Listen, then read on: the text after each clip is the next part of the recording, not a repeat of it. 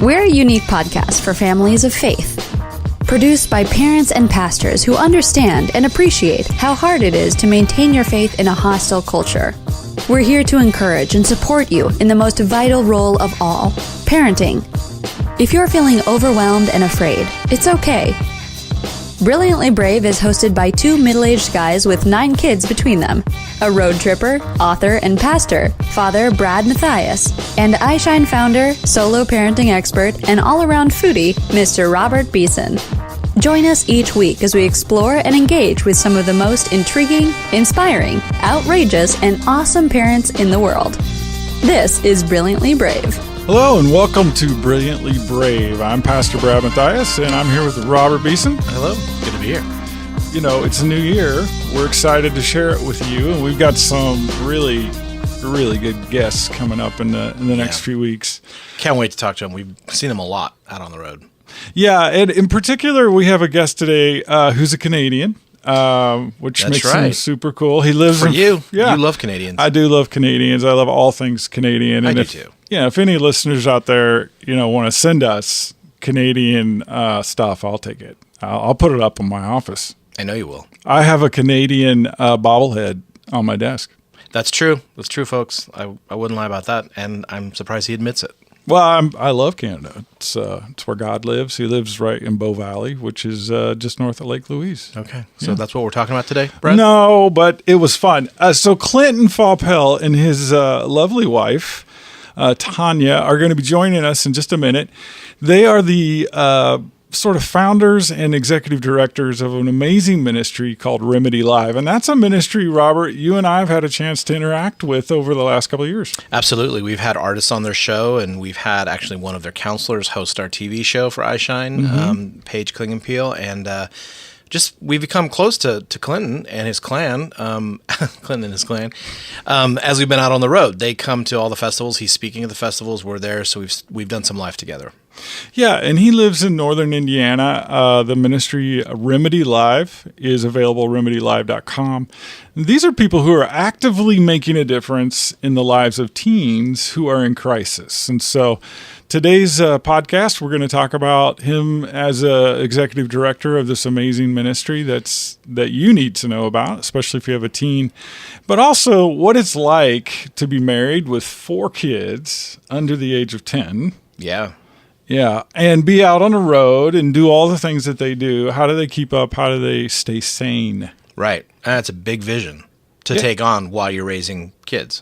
Yeah, so this should be an inspiring interview and should give you also really practical resources for help, especially if you've got a teen in crisis. So if that's you today, please stay tuned and meet Clinton and Tanya Faupel. I was really interested in a transition in ministry. I had spent some difficult years traversing a very successful youth ministry in Western Canada. I was married to a woman that I'd met in the church, and she was a youth worker of mine. And we fell in love, got married, and within 3 years, I was working too much, and she had an affair and asked if I would no longer be her husband. And it was devastating. I crashed for about a year, and I didn't know what, if anything, God could use of me, from the highest of heights into a really low point. And luckily, I had a mentor that kicked me in the butt one day after about a year and a half of therapy and said, "It's time for you to get back on the horse." And I didn't know what that looked like. And together, he and I investigated a couple of ministry opportunities online, and one of them was in Indianapolis, Indiana, an inner city church, a highly affluent congregation in a very poor neighborhood. Took the job, and this is all around the 9/11 time. In fact, my first day on the job was September 16th, 2001, so it was right after 9/11. And I was in the office for a couple of weeks, and one day I got this phone call from this beautiful angelic voice. It was so, I remember it like it was yesterday because it wasn't a regular phone conversation. And it was this wilderness ministry asking me if I would be interested with the church I was now working for and partnering and doing some wilderness trips. And I had done that in Canada where I had been working. So I thought, yeah, sure, I don't know anybody in this city. I don't know kind of the rhythm. So yeah, let's do this. And how many more days? It was like maybe a week later. Yeah, Tanya? a week later. You came to the church. I had to come down 3 flights. This is an old church. I had to come 3 flights of stairs, and I was almost to the bottom of the to meet you. And I heard this guy who had been at the front door say, or you said, "How are you?" And he said, "Better now."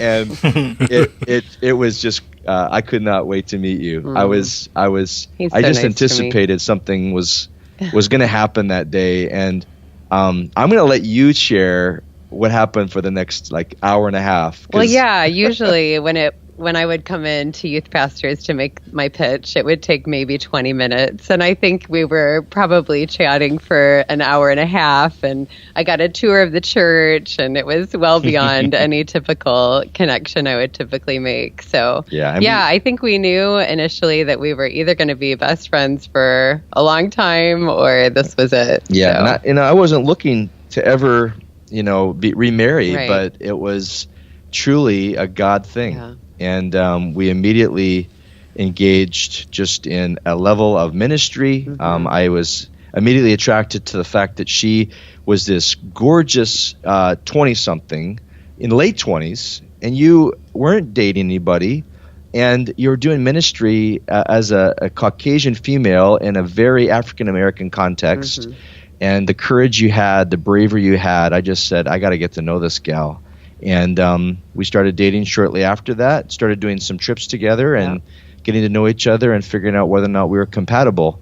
And then, and Brad, you'll appreciate this, I asked her to marry me on Sulphur Mountain in Banff, Alberta. So that's, of course, fast forwarding the tape quite a bit. But it was fantastic. That first year and a half were just amazing years, or amazing time for us to get to know what a ministry rhythm looks like together. Yeah. Wow, that's a very encouraging story of not only redemption, but also of just how God seems to always show up when we pursue Him first. There's this amazing principle that's been timeless in Scripture and in almost any Christian's testimony. These moments where you're just pursuing God, and all of a sudden, coincidentally, you bump into a soulmate. And so that's so encouraging. I know many of our listeners will identify with your story. So help me, as a mountain lover, someone who climbs mountains for fun, which Robert still scratches his head why someone would do that. No, I like watching people do that. I just don't like doing it myself. Right. That's okay. So you went from, Canada to Fort Wayne, Indiana. Mm-hmm. I mean, are there a lot of mountains there in Fort Wayne? Well, actually, no. I was raised in Fort Wayne, and so we would take kids from the inner city out into places like the Appalachian Trail or out to Colorado or California, wherever they really wanted to go. We would let them lead the trip. So it's an unbelievable ministry. It's called Camptown. And it really does take kids out of their zip code. And some of these kids will never have left their zip code hadn't it been for something like Camptown. So you can see, guys, the courage in this woman, to take a dozen kids from the inner city, and put them on the side of a mountain and backpack for 20 miles with a 60-pound backpack. No kidding. She truly is an amazing woman. We can vouch for that. We've seen you at the summer festivals, Creation Festival. Yeah, you've got 4 kids in tow. Clinton, you're speaking from one of the stages, or maybe all 3, and you guys are road tripping from Indiana to the east and the west coast, and we see you out there on the road making a difference. There's courage there. There's courage, and I have to say that your kids are so impeccably behaved. I'm sure they're always impeccably behaved. Thank you. Oh, right? Always. Yes. Exactly. But you can tell that there's a great foundation. And a lot of times the kids, I grew up a missionary kid, and sometimes kids of people in ministry get the short end of the stick. And I didn't get that sense at all from meeting your kids. Your kids seem to be so well adjusted and so tight and close, not only to you guys, but to each other. And so obviously, you're doing something right there, which is a great, not only testimony to you guys as parents, but just as ministers, that you're putting your home first. But I'm sure it's not without struggles, juggling all that. Yeah, well, the first year of our marriage, in all transparency, was hard. Not like, as hard as my first marriage and the issues that I saw there, but it was hard because we were both older when we married. Tanya was a I was professional. fiercely independent. Yeah, I really had to break down that independence in myself that always had control, right? I never had to release that. And so coming into a relationship where I knew I wanted to submit to my husband and I knew I wanted him to be the head of the household. And so I knew that in my brain, but I didn't really know how to do that in my heart and breaking that down. So the Lord really had to do some refining work in that first year of our marriage. Yeah, and then to make it worse, she marries me, a guy who has always struggled with performance-based identity. And, I started working at a church here in Fort Wayne, which is a completely other God story of how we ended up here in Fort Wayne versus Indianapolis. But I'm working 60 hours a week again, and this time the difference is that I have a partner in ministry who's like, no, this isn't going to happen. We're going to talk about what I'm feeling. And Tanya, again, that courageousness, she had some mentors in her life that were kicking her butt to be honest and real with me so that I wouldn't be able to get away with, thinking it was okay to be gone all the time. And just to give you some context, for the first 9 months of our marriage, we lived with Tanya's parents. Wow. We couldn't sell our house in Indianapolis. And so, and where mom and dad lived was 25, 30 minutes away from the church I was working at. So, I wasn't like sneaking home for lunches in that first year. But we got some great advice in that first year from Jim Burns, who's well-liked. And Jim was doing a workshop at a youth workers conference out in California. And it was simple. Weekly date nights, non-negotiable. Make sure you go out, and we kind of embraced that as the Lord saying that was going to be for us the way that we were going to stay honest with each other, unashamedly protective of that night, and that was going to be our corporate business meeting. We were going to sit down and measure how our finances were doing, how our romance was doing. This was before kids, but now, of course, we talk about how raising kids is going, how we're doing spiritually, how we're doing sexually, everything. We have a romance. In fact, tonight we're going out for our date night. Yeah. Usually it's Tuesday nights, but this week with the Christmas season, it's kind of been changed up. But we're really, really excited about the fact that advice came at just the right time, because we have just had a very transparent, communication-focused marriage since that first year. Well, and it's been so critical for us having 4 kids, just to make sure that we're keeping our relationship even before the relationship of our children, and to make sure that we are kind of that hub, I guess you could say. We've noticed from our own children and from other people's children that we've been a part of, that kids get confidence from parents that are crazy about each other. Yeah. They love when mom and dad are romantic and in love with each other, because they never have to fear what they see some of their peers going through with families breaking down and struggling. Now, I don't want to mislead you guys. I'm a passionate guy. I'm married to an incredibly passionate woman. We do have arguments, and we do that in front of the kids because we want to show them, first of all, that you will disagree, but there is this thing called forgiveness. It's God's idea, and it works, and it needs to be something that you say as a non-negotiable as well. So, and they regularly see us say, honey, will you forgive me, like 20 minutes after our talk, right? Will you forgive me for That's not really, really good. you? So, I have a practical question. When you talk about the date night and you're going out, am I to understand that? Do you guys just go to a movie, or are you guys really serious that every date night becomes kind of a board meeting where you discuss the different things that are going on? It's my job to assess where we're at. I'm the leader of the house. I'm responsible for this incredible heart that God's given me with Tanya. And so there are some weeks where I know that a movie, no problem. She needs it. I need it. She loves action movies, which is such a great gift to me. That is a gift. Wow. She's not a chick flick kind of gal. In fact, recently we tried to do a chick flick. I can't remember what it was. I said we're going to watch a TV show. It was. Yeah. And you're like, oh, I'm not sure I'm really so into a chick flick. But but I can sense we've always been able to read each other as to whether or not this is a night where we're going for dinner and we're sitting in the restaurant. And we're not going to sit across from each other. We're going to sit on the same side of the booth, and we're going to talk, and we're going to love each other with maybe some hard things we have to talk about, or we're going to celebrate some things that we've seen in our family or in our ministry, or we're going to talk about other people that we're involved in life with that we're trying to help. Couples that we're leading or marriages that we're helping mend, and so I have to kind of be the one that is accountable and measures whether or not we're able to do a movie night. Now, in Tanya's, I think you want to talk about the tennis date nights. She would, if we could, every date night, we'd be doing something that was physically active because she's an incredible athlete. But we don't do a whole lot of the tennis nights because I get my butt kicked really badly. So.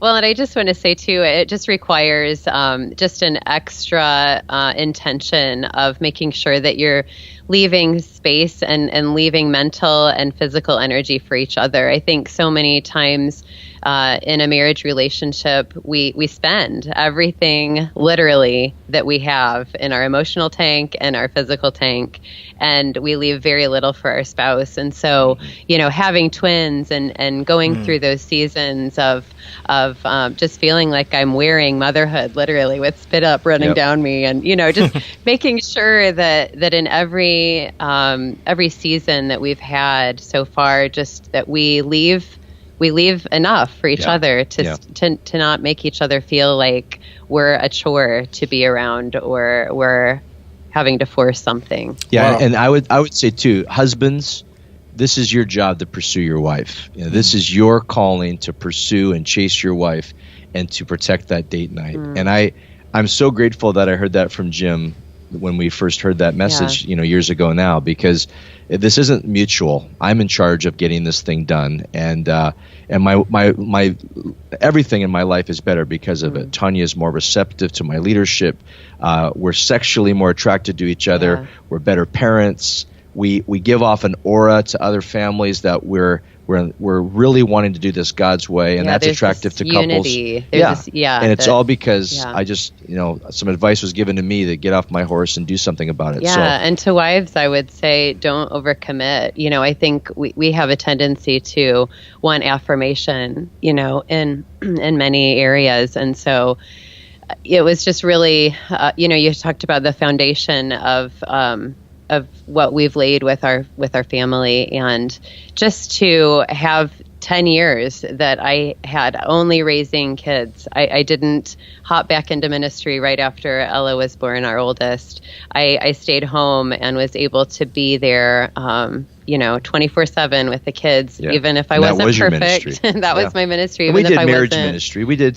Couples came to us, but we didn't go anywhere. Right, and I really tried in those seasons to make sure that I was doing ministries that involved the kids, like making sleeping bags for the homeless, or packing little shoe boxes for families abroad, just things like that they could be also involved with, so that they kind of catch the mentality that it is so much more blessed when you give than when you receive. And so so hopefully that's, as we're traveling and as we're on the road and we pray for Dad, to be this amazing impact to other people, and to be this blessing to those that are just at the end of their rope. They've transferred that in, it's not all about us, to those little things that we did when they were 3 and when they were 4. I feel like they're making that transfer now to say it's still not about us. It's about what God's going to enable us to do together as a family. Yeah. I want to jump in here and just encourage and congratulate you on the fact that you've really made a solid foundation, that you've developed those healthy habits of dating and including a community of faith around you to be mentors. I can hear it in your story that those pieces are established, and from that has grown a national ministry like Remedy Live. It's no coincidence that these healthy foundations for your marriage have led to you being more equipped to parent not only your own children, but also to lead a ministry that helps to parent kids in crisis. So what would you say to maybe a mom or a dad, a family that's either blended or a single parent or just parents that are overwhelmed? What would you say to them if they haven't developed these habits yet? What if they're not really plugged into a church, or they're struggling with finding the time for a date night? Is it too late for them, or what would you say to that? Yeah, it's never ever too late. Yeah, never too late. That's the great God we serve, is that He's always given us opportunities. He wants to connect the dots, but He's looking for a willingness for us to say, I call it the dangerous prayer. Lord, here's the day, use it anyway. Connect me with what you want me to be about. And so, yeah, there's always an opportunity. I think that it starts with that dangerous prayer. Lord, give me a conviction which direction you'd want me to go by way of serving you and getting involved in ministry, or how I should be more intentional with my son or daughter. I'm a big believer that the first ministry after the marriage that a parent should have is to their kids. We're called to disciple our children, and it's not the youth pastor's job. It's not the children's pastor's job. It's mom and dad's job. And so I think that you can honestly, organically live out this one only life as a minister of the gospel with your children alongside you, doing the things that God's called you to do. And Tanya is an incredible example of that with the sleeping bags she talked about. The kids helped her make those big, heavy sleeping bags. And so oftentimes around dinner time, especially in this cold season, the kids are praying for those people under the bridges that are using those sleeping bags. That's cool. Because they have a stake in that game. And so a mom or a dad listening, whether you're married or you're a single family home, doing ministry with your kids does not need to be something that's complicated, and it doesn't need to be done in a church.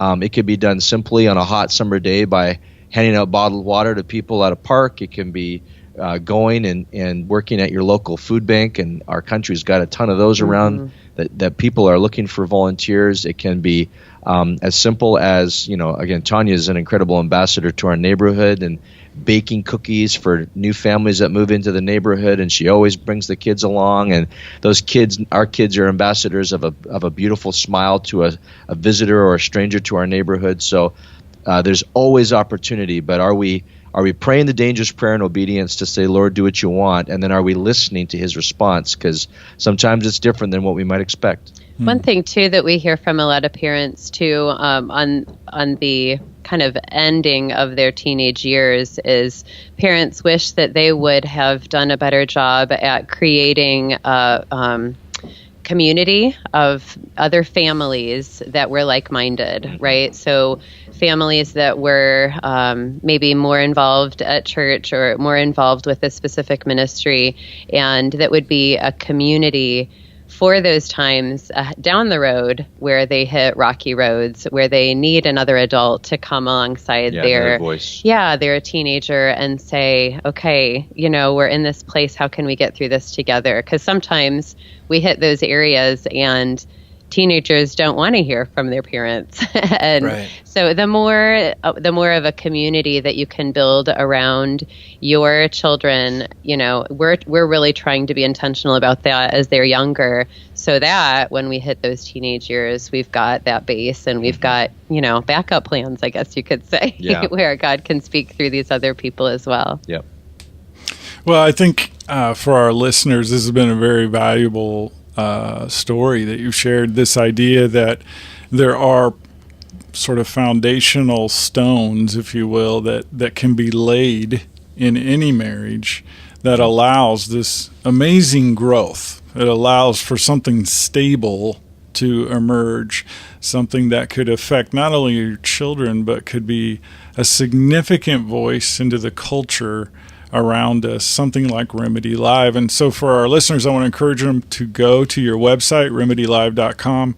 This is a major ministry that has a huge impact on tweens and teens that are in crisis. We're talking about kids that are dealing with suicide issues, addiction, cutting, severe depression. These are kids that are not talking to anyone else. And so if you know of a child like that, or maybe you have one in your own home and you just don't know how to reach them, check out this website and see how this ministry is impacting kids. And they're using technology, they're using media to communicate the message and the hope of Jesus Christ in a way that is really remarkable. And as an executive with iShine and someone who's a pastor as well, I rarely see ministries that get it like Remedy Live does. And so I just want to congratulate you both for fighting for your marriage and, thank you. Just allowing that vision that God gave you to launch a ministry, to thrive, even though you're raising 4 kids of your own. And I'm sure there are days when you feel anything but brilliant and brave. Right. Yeah. That's right. There's days that's part of the plan too, though, that God is showing us that we're getting a little bit too dependent on our own strength and not on His, or we're not doing what we need to do to engage our kids better. And I don't ever want to be that youth worker that neglects my own child for the sake of helping others. I want to do it all. I want to be the light to all the kids, and my own children will only be capable ministers if they know that they're loved and adored, and that mommy and daddy are there for them. So, yeah. Well, thank you for being our guest today on Brilliantly Brave Parenting. It's a podcast that's designed to help parents in the middle of whatever life is throwing at them to keep going, to be encouraged. And so we encourage you to tune in next week as we continue our journey together. Thanks, Clinton. Thank you, Tanya. Thank and God you. bless. Thank you so much. Parents, remember, even if you may not feel brilliant or brave, you are. For God gave us a spirit not of fear, but of power, and love, and self-control. And I am not ashamed, for I know whom I have believed. I am convinced that He is able to guard until that day what has been entrusted to me. 2 Timothy 1:7 and 13. This podcast is a service of iShine Ministries and the Tween Gospel Alliance. All rights reserved. Donations to Brilliantly Brave are tax-deductible at iShineLive.com. Review and subscribe to this podcast on SoundCloud, Stitcher, iTunes, or on our webpage. And read our blog and connect with us at WordPress@BrilliantlyBrave.com.